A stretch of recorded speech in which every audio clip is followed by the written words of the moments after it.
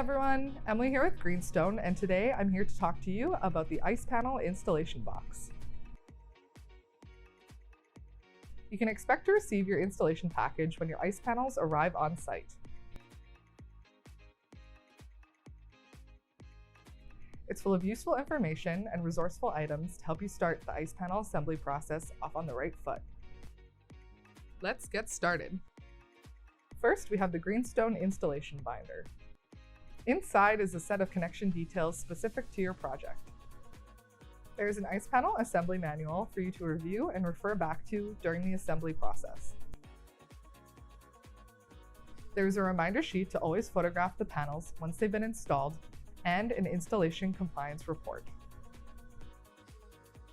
The photos and compliance report are what's needed to receive the engineer's sign-off. And lastly, a full set of ice panel drawings for your project.